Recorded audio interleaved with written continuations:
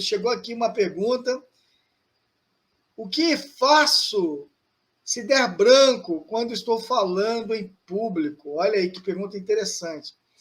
Bem, o que eu posso fazer quando dá o branco? Primeira coisa que nós precisamos pensar é manter a calma. Mantenha a calma, porque você mantendo a calma, você não vai entregar que algo deu errado.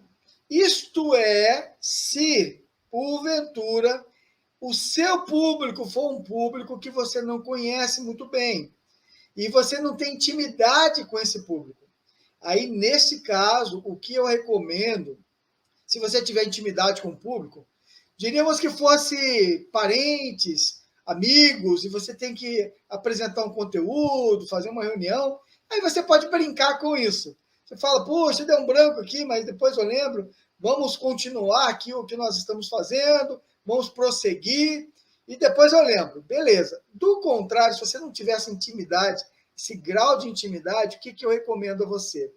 Eu recomendo que você mantenha calma e busque transmitir ao público as informações que você tenha marcado no papel.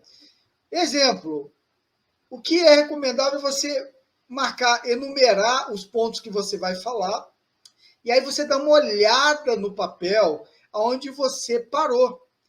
Diríamos que você estivesse lá fazendo uma apresentação e você já falou o tópico 1, tópico 2 e falta o tópico 3. E você começou o tópico 3 e deu branco. E aí você olha no papel para ver aonde você parou na sua apresentação. E aí você resolve o problema. Isso é comum acontecer quando você está nervosa, está nervoso. Quando uma pessoa faz um acampamento, o que acontece?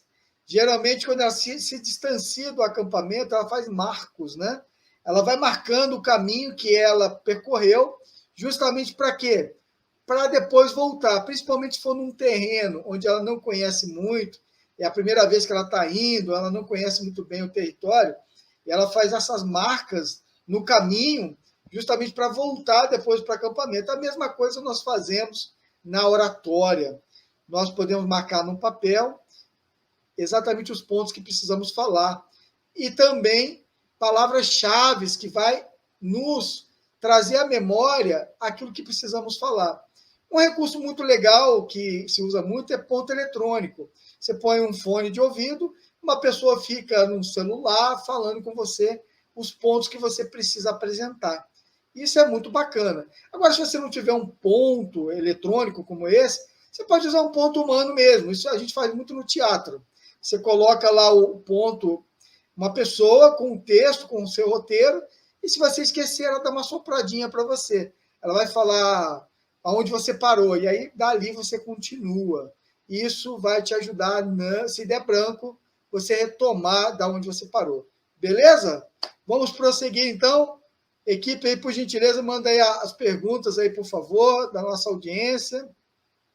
Como devo me comportar quando estou falando em público? Bem, a primeira coisa que o público vai perceber e vai valorizar é a sua postura. Então, a postura ela é fundamental para que você transmita realmente uma segurança, transmita uma credibilidade e também uma autoridade. Então, o que é aconselhável nesse momento é você, se você estiver sentado ou sentada, evite cruzar as pernas em X. Mantenha as pernas com uma distância, com os pés, as plantas dos pés no chão, com uma distância de um palmo, mais ou menos, de distância, uma da outra. E você pode também, se você estiver sentado, cruzar as pernas. Homens também podem cruzar as pernas, isso é muito recomendável. Evita ficar se coçando, se ajeitando.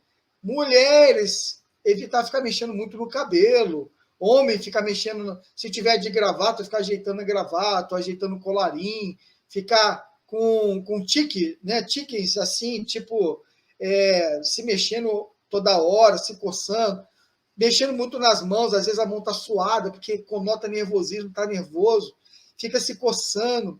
mantenha uma postura tranquila, evita realmente gesticular-se de forma desordenada. Pode se gesticular, pode transmitir mensagens não verbais com as mãos, gestuais, mas evita os excessos.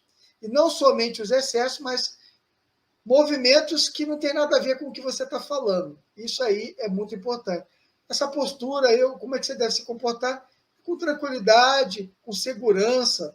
Essa é a maneira melhor de se comportar. Evite você ficar muito relaxado. Se você estiver sentado, colocar os pés sobre algum lugar. Evita realmente ficar com uma postura muito relaxada. Isso aí não transmite credibilidade, muito menos autoridade no que você vai realmente apresentar. Mais perguntas aí? Olha aí que interessante, aí mais perguntas. Como faço para conseguir falar tudo o que preparei para a apresentação dentro do tempo estipulado?